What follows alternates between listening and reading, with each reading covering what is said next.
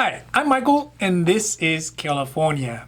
With only about a month and a half left in the Trump administration, the White House is working overtime to implement some of its last-minute changes to social benefits that could affect hundreds of thousands of Americans. Many of these folks rely on programs like Social Security to be able to survive on the day-to-day basis. The hope of the Trump administration is that they can shrink the size of public services and reduce government spending on social programs as a whole, essentially prioritizing money over people. But right now, there are three big changes that are being attempted by the Trump administration to limit who can get Social Security disability benefits, that's SSDI, moving forward.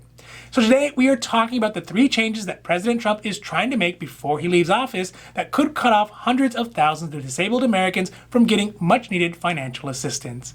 Now this is your 5-minute daily dose. So let's make this quick. But before we do that, if you like this information, if you find it interesting, if you find it helpful, please don't forget to like and subscribe. That way you can get updates when our newest and most informative videos become available.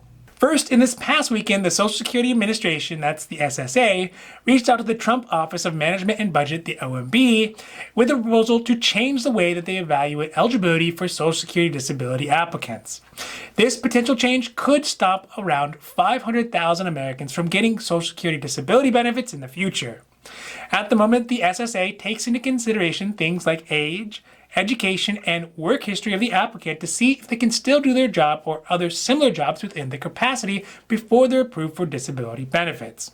If this new rule is implemented, it would change the initial age that the SSA starts considering age as a factor, from 50 years old to 55 years old, and would diminish the overall consideration of age on the ability of a person to do even an entry-level job. This may not seem like a big deal, but would allow the SSA to deny the claims of a person who's in their 50s and likely has some sort of disability, and they can claim that they still have job skills for the current job market and can go back to work.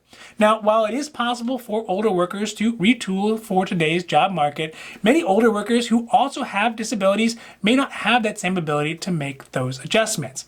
If this rule passes, many Americans could be left without a job, with some sort of disability, and without any SSDI benefits to help them survive.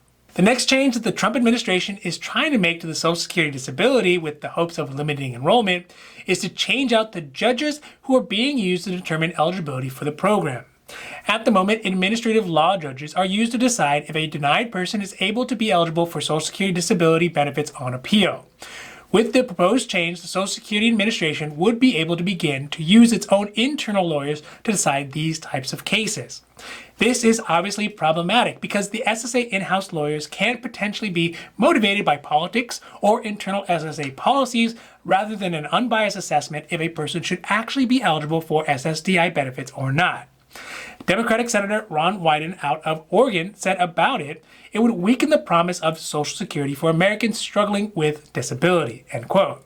Additionally, the change is strongly opposed by the association that represents administrative law judges, saying it is, quote, a different and radical approach that compromises hardworking Americans' need for fairness and reason. The last Trump change to SSDI we're going to talk about today is a proposed change to how often current SSDI recipients would need to complete a continuing disability review, or CDRS.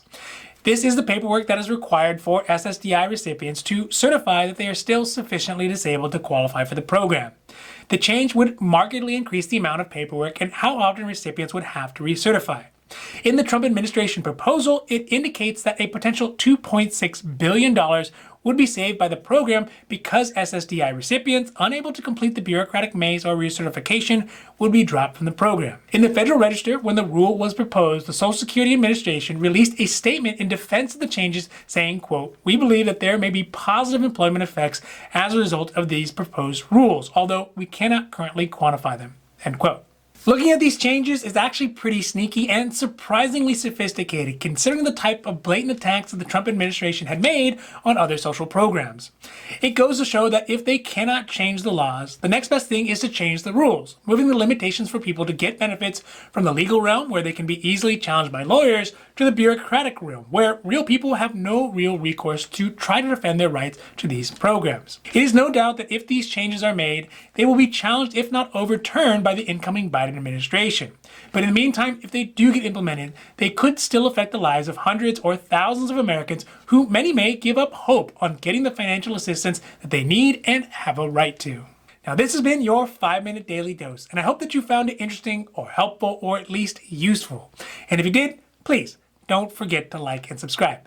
That way you can get updates when our newest and most informative videos become available.